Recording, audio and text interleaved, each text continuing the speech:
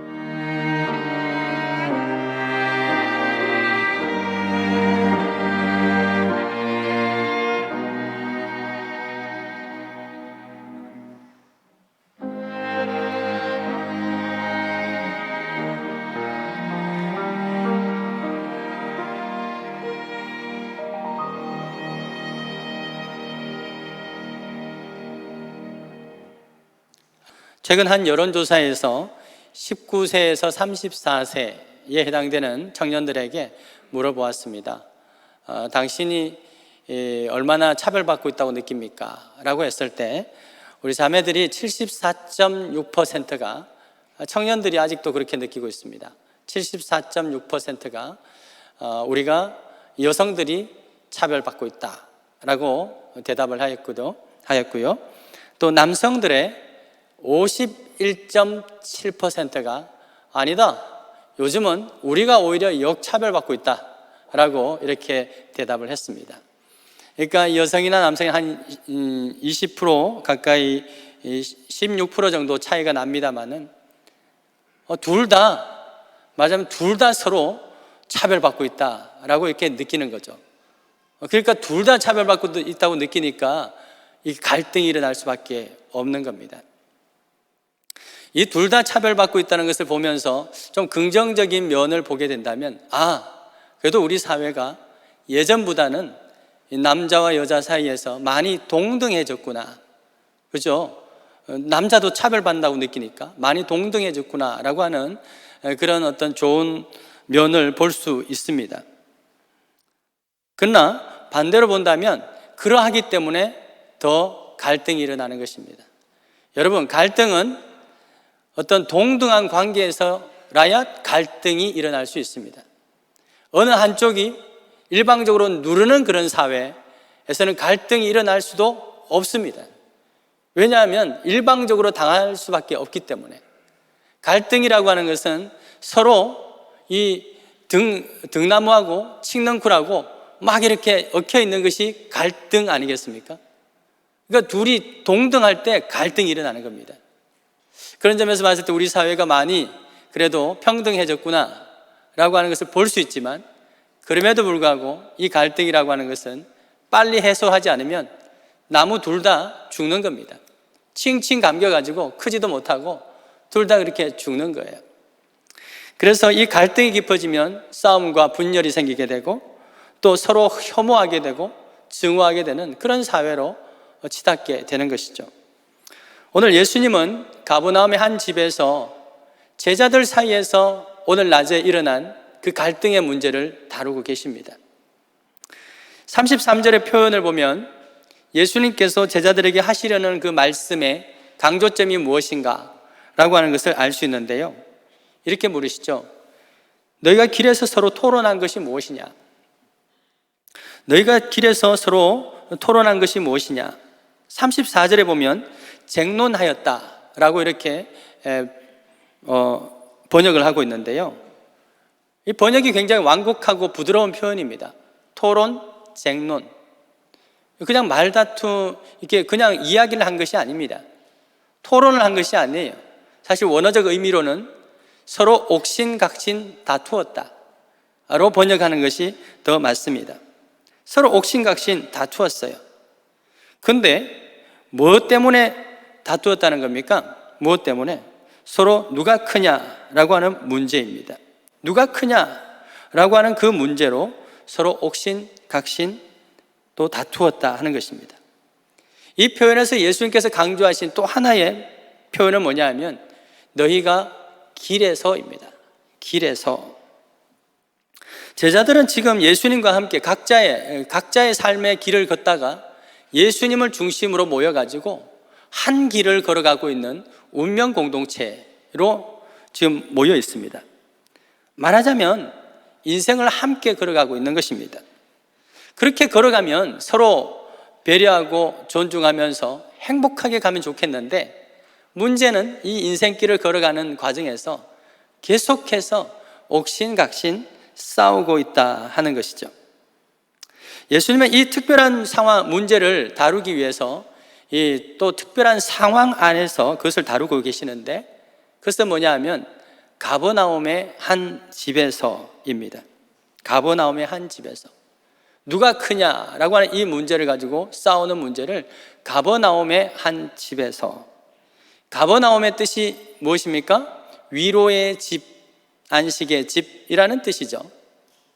자, 그리고 굳이 이것을 낮에 싸우고 있는 그 현장에서 왜 싸워라고 하지 아니하고 집에 계실 때, 33절, 34절, 33절에 보면 집에 계실 때 제자들에게 이 문제를 다루는 것을 보시면, 이 누가 크냐의 문제는 이 모든 것이 가장 그 갈등의 원인이 되는데, 이것을 해결해야 되는 가장 우선적인 곳이 어디냐? 바로 집, 가정이라고 하는 것입니다. 그런 의도가 엿보이는 것이죠. 여러분, 그렇지 않습니까?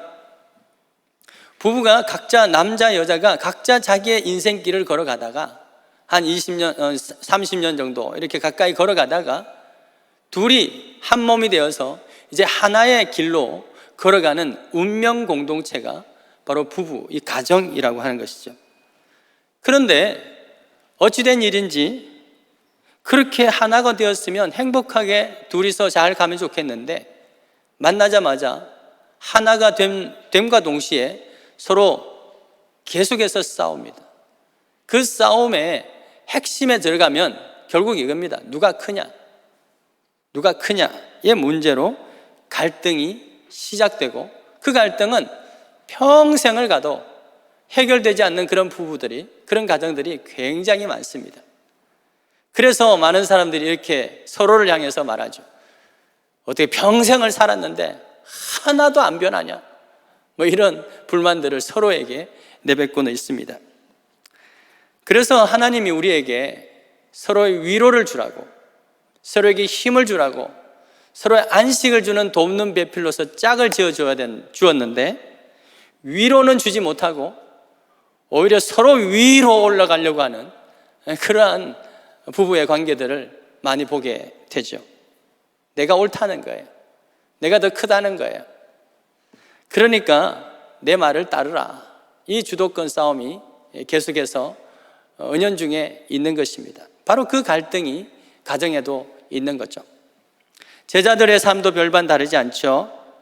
오늘 이 마가복음 9장에 나오는 이 싸움은 예수님 사역의 이들의 만남의 초기입니다. 초기 부분에서 이 누가 크냐의 싸움은 끝나지 않습니다. 누가복음 22장에 가면 또다시 또 그들 사이에 그 중에 누가 크냐라고 하는 다툼이 있었다라고 기록하고 있는데요, 누가복음 22장은 그 예수님 공생애의 후기가 되겠죠. 그러니까 이 누가 크냐의 문제로 함께 길을 걸어가면서 이 문제를 가지고 허구한 날 싸웠는데, 그 싸움은 처음보다 날이 갈수록 더 격렬해졌습니다.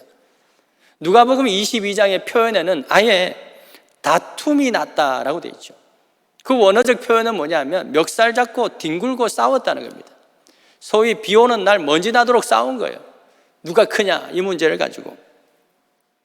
여러분, 이처럼 이 싸움은요, 인간의 근본적인 죄성과 관련되어 있기 때문에 쉽게 해결될 수 있는 아젠다가 아닌 것입니다. 아담의 범죄 왜 일어났습니까? 결국 누가 크냐의 문제를, 그것을 부추긴 그 사탄에게 넘어간 겁니다. 인간이 하나님보다 커야 된다는 거죠. 그 문제를 부추긴 겁니다. 바벨탑의 문제, 그 분열도 왜 일어났습니까? 우리가 하나님만큼, 하나님보다 높아지자, 더 커지자 라고 하는 그 탐심, 그것이 분열을 일으키게 된 것이죠. 문제는 이 이슈가 존재하는 한 그것은 결코 행복을 꿈꿀 수가 없고 위로와 안식 또 천국 같은 그러한 공동체를 꿈꿀 수 없다라고 하는 것입니다. 이 누가 크냐의 문제는 어떻게 비화되느냐? 그럼 누가 옳으냐의 문제로 비화가 됩니다. 그러고 나서 결국은 누가 고쳐야 되느냐라고 하는 문제로 귀결이 되고 그 문제를 가지고 밤이 맞도록 싸우고 평생을 싸우는 겁니다. 내가 크고 내가 옳으니까 네가 고쳐야 돼. 이게 결론이죠. 그 결론은 한쪽이 양보하지 않는 이상 끝이 나지 않는 것입니다. 당신이 고쳐야 돼. 이 문제 가지고 인생길을 걸어가면서 평생을 걸어가면서 그렇게 싸우면서 가는 분들 보면 참 신기하기도 합니다. 그렇게 평생 가면서도 또 헤어지지는 않고 평생 싸우면서 가는 거 보면 우리가 이해하지 못하는 두 분만의 관계가 있다라고 하는 것도 그것도 신비인 것 같습니다. 여러분, 그러면서도 말합니다. 평생 살아도 어떻게 변하지 않냐라고 서로를 원망하죠. 이런 가정에 안식과 위로가 있을까요? 그렇지 않습니다. 이런 가정은 가버나움, 안식과 위로가 있는 집이 될 수 없습니다. 성경은 이런 집을 바알세불의 집이다, 바알세불의 집이다 라고 말합니다. 바알세불이 어떤 뜻입니까? 바알은 왕, 주인이라는 뜻입니다. 세불은 뭐예요? 세불은 파리 또는 똥, 합치면 뭐예요? 똥파리. 그러니까 서로 누가 크냐 들들들 볶아가지고 서로 싸우고 하는 집은 뭐가 많다는 거예요? 똥파리가 많다는 겁니다. 실제로 그 뜻입니다. 똥파리.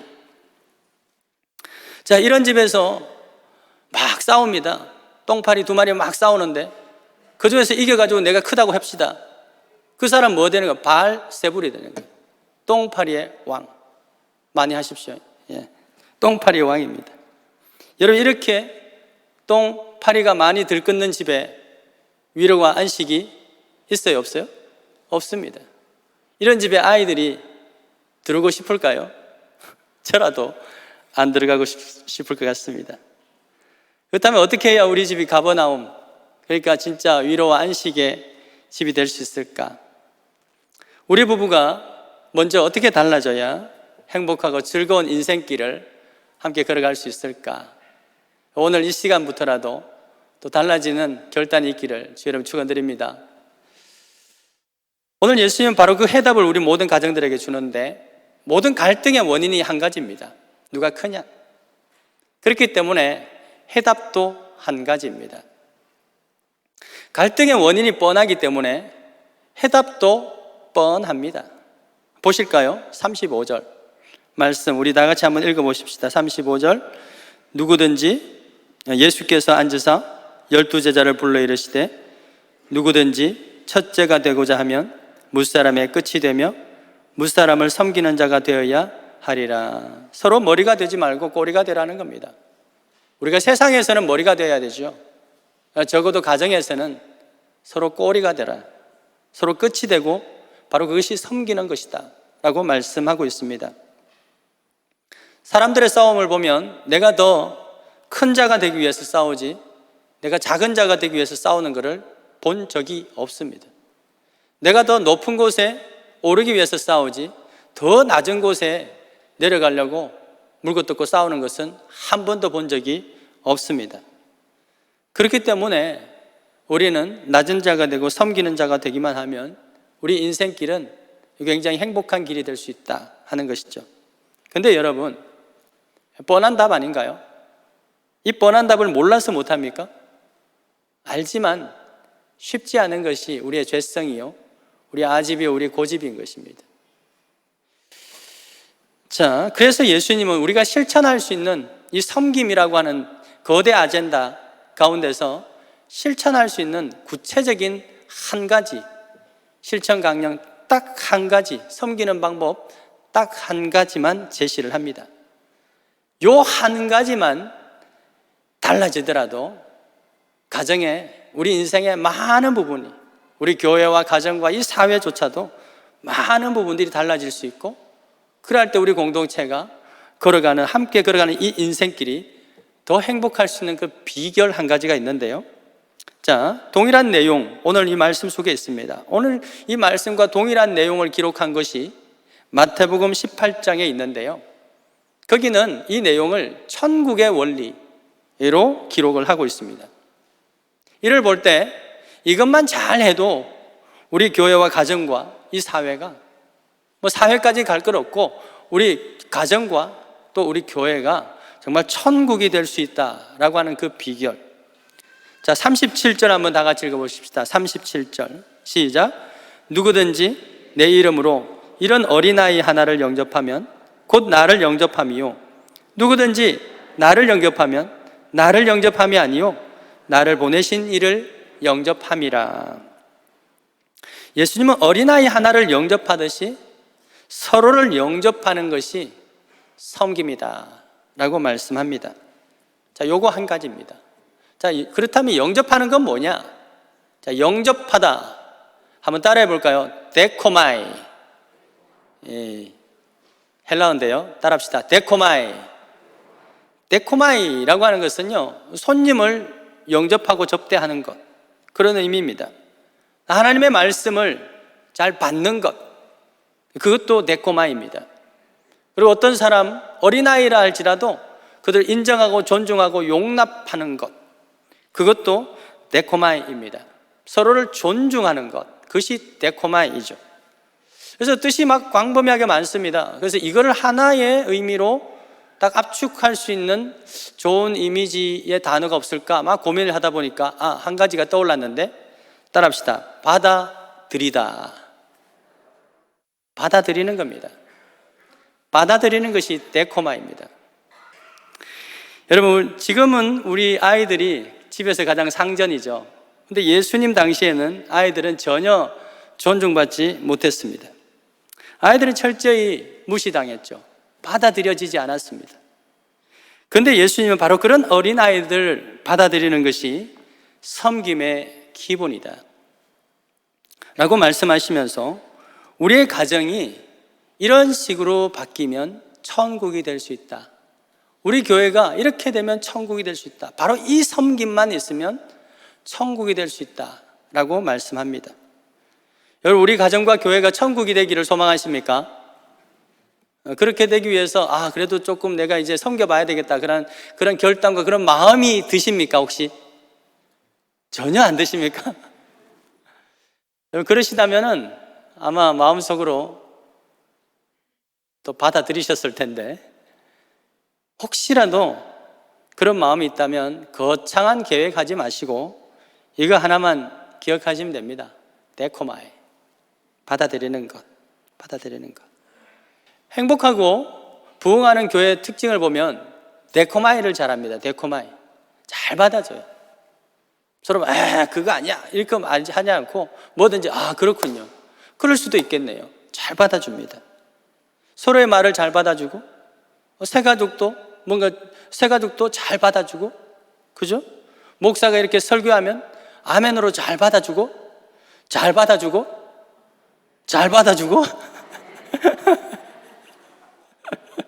이해합니다.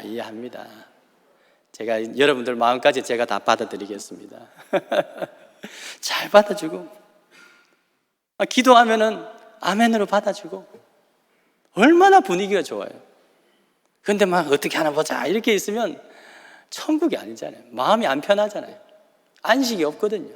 잘 받아주는 가정은 말할 것도 없죠. 아내가 남편을, 남편의 아내를 잘 받아주면 그 가정은 천국이 되는 겁니다. 남편이 아내를 섬길 수 있는 최선의 방법, 아내의 하는 푸념들을 그 순간에 잘 받아주는 거예요. 흔한 예가 있지 않습니까? 또 6월달이 되고 이제 여름이 됩니다. 철이 바뀌어요. 아내는 옷장문을 열고 입을 옷이 없네 라고 말할 겁니다. 여러분, 옷장에 옷이 빼곡히 있는데도 그걸 보면서 입을 옷이 없네 라고 말할 때 남편은 어떻게 해야 큰 자가 될 수 있을까요? 눈앞에 보이는 이건 옷이 아니가? 이건 뭐냐? 작년에 산 거 아니가? 이렇게 말하면 큰 자가 될 수 있을까요? 게다가 하나 더 붙입니다. 살을 빼, 살을. 이 코로나 핑계로 운동도 안 하고 그렇게 하면은 여러분들 큰 자가 될 수 있을까요? 물론 그 말이 맞을 수도 있어요. 그런데 또 이해가 안 될 수도 있어요. 그런데요, 여러분 잘 생각해 보면 아내의 말이 결코 틀린 말이 아니다. 옷이 없네 하지 않고 뭐? 입을 옷이 없네 라고 말했잖아요. 옷은 있어요. 입을 옷이 없는 거예요. 뭐 사이즈가 안 맞든 유행이 안 맞든 입을 옷이 없는 거예요. 이 순간에 남편은 이 순간은 어떤 타이밍이냐면 그 푸념을 받아줘야 되는 타이밍인 거예요. 이 순간에 큰 남편은 어떻게 말합니까? 옷이 없네. 그래 여보, 철이 지나서 마음에 드는 옷이 없나 보네. 여기까지만 해주면 돼. 철이 지나서 마음에 드는 옷이 없나 보네. 여기까지. 뭐 거기다가 그래 내가 하나 사줄까? 이 마음에도 없는 말 굳이 안 하셔도 돼. 굳이 안 하셔도 돼. 그냥 그렇네. 그래서 속상하겠네. 여기까지만 딱 해주시면 돼요. 요게 받아주는 거예요. 요게 받아주는 거예요. 거기다가 막 해결을 해줄 필요가 없어요. 해주면 좋지요. 돈 많으면 해주세요. 근데 해주면 좋은데 그까지 할 필요 없고 굳이 마음에도 없는 말 하지 마시고 떨면서 목소리 떨면서 하지 마시고 그냥 그렇겠네. 거기까지 해주면 우리 아내분들께서 알뜰한 아내분들께서 알아서 뭐 적당히 알아서 해결할 겁니다. 받아주시기 바랍니다. 데코마이. 아내들이 남편을 섬기는 최상의 방법은 뭐냐 하면 남편이 유치하게 자랑질을 할 때 받아주셔야 돼요. 받아주셔야 돼요. 대부분의 남자들은 아내에게 인정받고 싶어요. 그래서 막 없는 말, 뭐 조그만 거 막 뻥튀겨가지고 이렇게 자랑질을 막 합니다. 그때 우리 똑똑한 아내들께서 저 봐라, 저 또도 아니고 3번 또 그만 좀 하시오. 뭐 이렇게 말을 했다고 칩시다. 이런 부분은 평생 한 길을 가면서 옥신각신 다툼, 나중에는 멱살 잡고 그렇게 되는 거예요. 여러분 데코마이 해주세요. 물론 그것을 받아주려니까 유치하기 짝이 없죠. 근데 어쩝니까? 어린아이 하나를 영접하는 것이 누구를? 주님을 영접하는 것이다 라고 주님 말씀하셨죠. 심리학에서는 이 어린아이를 성인아이라고 합니다. 성인아이. 상처를 먹고 자라는 성인아이. 많은 사람들은 우리 속에는 다 유치한 게 있습니다. 울고 있는 어린아이가 다 있어요. 치유받지 못한 그 상처들로 인해서 응석 부리고 싶은 그런 마음들이 남자든 여자든 다 있어요. 근데 그것이 치유되지 않으면 몸은 자라있는데 여전히 어린아이와 같은 그런 기질이 문득문득 나올 때가 있는 것입니다. 예수님 바로 이런 어린아이를 받아주라는 거예요. 그것이 천국이 될 수 있다는 것입니다. 교회도 마찬가지요, 가정도 마찬가지요. 바로 그것이 천국이라는 겁니다. 예수님께서 우리가 뭐 멀쩡해가지고 건전해서 받아주십니까? 어린아이 같은 거예요. 맨날 사고나 치고 거짓말이나 하고 위선 덩어리고 그럼에도 불구하고 받아주시기 때문에 바로 그것이 천국인 것이죠. 바울이라고 하는 사람도 내면에 상처가 있는 어린아이가 있었어요. 성인아이가 있었습니다. 그의 상처가 뭡니까? 인정받지 못하는 거예요. 인정받지 못해요. 초대교회 사도로서 인정을 못 받는 거예요. 사람들도 그럴 수밖에 없습니다. 옛날에 기독교를 막 박해하던 사람이 어느 날 길거리에서 예수님 만났다고 하면서 사도가 되었다고 하는데 뭘 보고 믿냐는 거죠. 그래서 인정을 받지 못해요.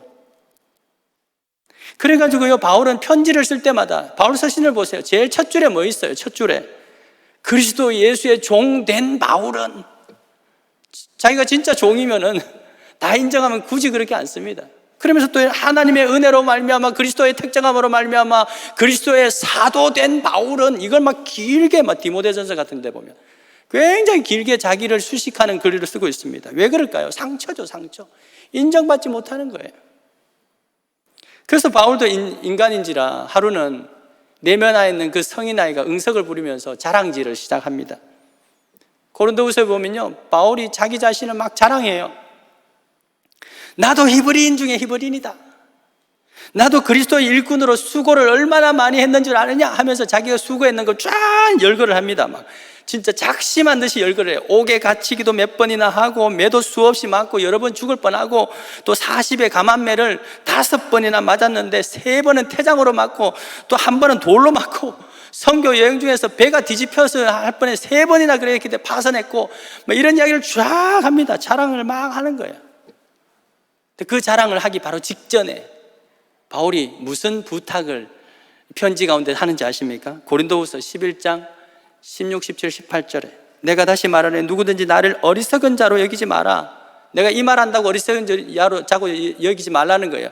그런데 만일 그러하더라도 내가 조금 자랑할 수 있도록 어리석은 자로 좀 받아주라. 데코마이. 어리석은 짓 하더라도 좀 받아줘. 이 시간은 좀 받아줘. 나 좀 이거 좀 표현하고 싶어. 이런 지금 토론을 하고 있는 것입니다. 17절에 내가 말하는 것은 주를 따라 하는 말이 아니요 주님이 주신 말은 분명히 아니야. 어리석은 자같이 기탄 없이 자랑을 하는데 18절에 여러 사람이 육신을 따라 자랑하는 것처럼 나도 자랑 좀 할게 하면서 아까 그 자랑을 쫙 하는 거예요. 마음속에는 성인 나이가 응석을 부리는 거죠.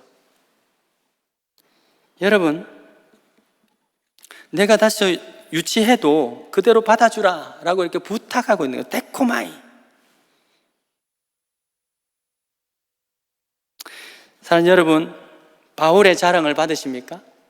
바울의 자랑을 받아주신다면 여러분의 배우자의, 특별히 이 남편의 자랑도 받아주시고 다소 유치해 보여도 그걸 받아주는 것이 섬김이에요. 바로 그것이 하나님 나라 천국의 비밀이라고 하는 것입니다. 그렇게 하려면 먼저 우리 자존심을 내려놔야 돼요. 왜 그걸 받아주려 하니까 나도 유치해져야 되거든요. 나도 어린아이처럼 돼야 되거든요. 그걸 용납이 안 되는 거예요. 그래서 예수님은 뭐라고 말씀하시냐? 37절 다시 한번 보십시다. 37절 다시 보시면 누구든지 무엇으로? 내 이름으로, In the name of Jesus, 예수 이름으로 이런 어린아이를 영접하면, 왜 여기에 예수 이름이 필요했을까요? 예수 이름은 주로 어떤 때 사용하나요? 귀신을 쫓아낼 때, 악한 영을 쫓아낼 때, 우리 마음 가운데 바알세불과 같은 그 똥파리와 같은 것들이 있죠. 그 다 귀신이죠. 그것을 쫓아내고 그 어린아이의 그 마음을, 어린아이와 같은 그 유치한 것을 받아주려면 누구의 이름이 능력이 필요하다? 예수 이름의 능력이 필요한 거예요. 예수 이름의 능력이 필요한 것입니다. 귀신을 쫓아낼 때와 동일한 그 능력이 우리 누군가를 받아줄 때, 그때 필요하다는 것이죠. 여러분, 우리가 그 사람을 받아들이면 절대로 내 속에 있는 내가 그 일을 할 수 없습니다. 내 속에 누가요? 예수 그리스도. 내 자존심이 그걸 허락하지 않을 거예요. 자존심이 아니라 그 누구에게 무슨 마음? 주님의 마음, 주심. 주님의 마음이 있을 때 그것이 가능한 것입니다. 내 자존심만 내세우는 가정은 똥파리, 바알세불의 집이 되는 거예요. 그러니까 주님이 거하시는 그곳은 가버나움, 나홈의 집, 그러니까 안식의 집, 위로의 집이 될 수 있는 것입니다. 사랑하는 여러분, 그러려면 내가 먼저 달라져야 되죠. 내가 내 자신이 달라지는 것은 무엇부터 시작됩니까? 내 안에 예수 그리스도가 있을 때. 제자들도 마찬가지였습니다. 그들이 그들 마음 가운데 있을 때는 끊임없이 누가 크냐로 다퉜어요. 그 이후에 성령을 받으면서 예수 그리스도의 마음이 오실 때 다 내려놓고 서로 동등하게 서로 돕는 그러한 공동체가 변화되었다는 사실을 우리는 기억할 수 있습니다. 말씀 맺습니다. 여러분, 사탄은 우리에게 큰 자라고 부추깁니다. 네가 큰 자다, 네가 큰 자다. 그러나 예수 그리스도의 복음은 빅 뉴스가 아니라 뭡니까? 굿 뉴스이죠. 천국은 큰 자가 아니라 어린아이처럼 작은 자가 소유할 수 있다 말씀합니다. 여러분, 가정과 우리 교회가, 더 나아가 우리 사회가 하나님 나라 천국이 되기 위해서는 우리부터도 작은 자로 달라지기로 결단하는 바로 이 시간 될 수 있기를 주님 축원드립니다. 아멘. 우리 함께 찬양하며 기도했으면 좋겠습니다. 5월이면 빠뜨릴 수 없는 찬양, 고전이죠. 그러나 은혜로운 찬양. 사랑은 언제나 오래 참고,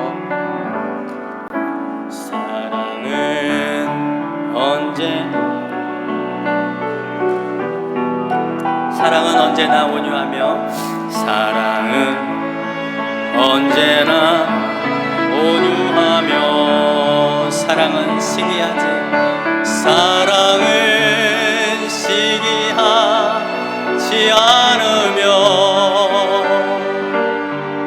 자랑도 교만도 아니하며, 사랑은 물의 힘, 사랑은 물의 힘 잃지 않고,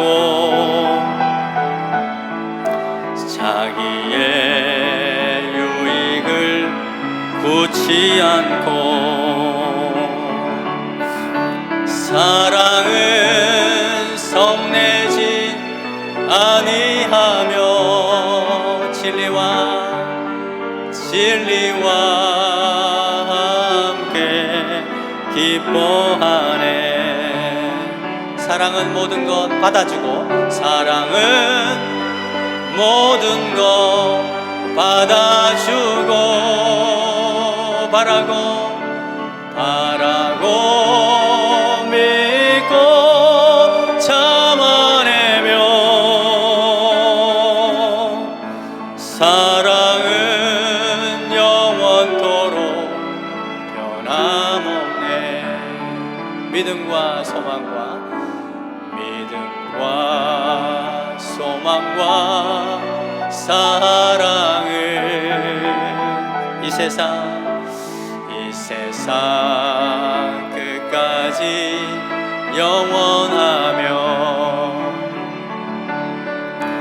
믿음과 소망과 사랑 중에 그 중에 제일은 사랑이라. 그 중에 제일은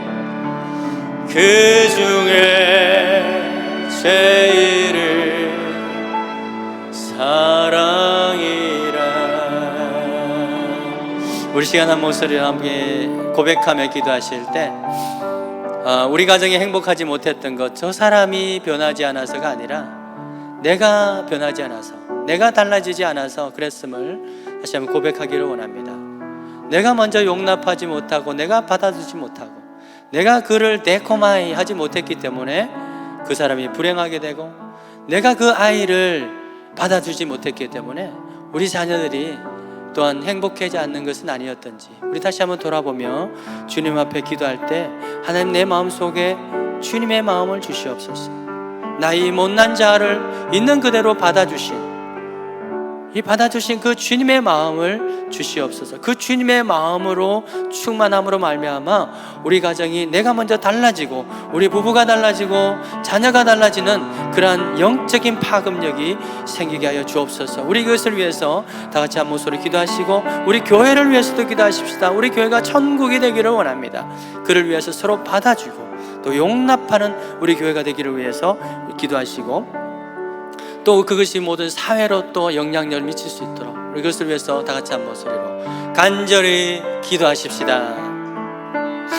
하나님 아버지여, 우리 심령을 주님께서, 아버지, 더러운 이 심령, 죄악으로 가득한 이 심령을 주님께서 받아주시고, 아버지, 우리를 또한 용납하시고, 그 아버지 더러운 그 탕자를 받아주신 그 아버지의 마음을 가지고 우리가 누구든지 다 용납하고 받아줄 수 있는 그런 주님의 마음을 다시 회복케 하여 주시옵소서.